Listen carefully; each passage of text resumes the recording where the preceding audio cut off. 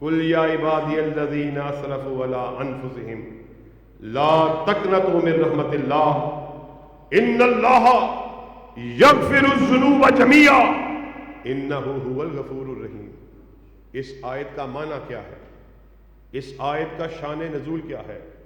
ابن عباس رضی اللہ تعالیٰ عنہ ارشاد فرماتے ہیں کہ یہ آیت اس وقت نازل ہوئی جب آقا کائنات اسلام کی دعوت دے رہے، مشرکین مکہ آپ کی خدمت میں حاضر ہوئے، کہا آقا ہم تو برائیوں کی انتہاؤں کو پہنچے ہوئے، بدکاریوں کا ارتکاب کرنے والے، قتل و غارت کرنے والے، زنا کرنے والے، شراب پینے والے، جوا کھیلنے والے، ڈاکہ ڈالنے والے۔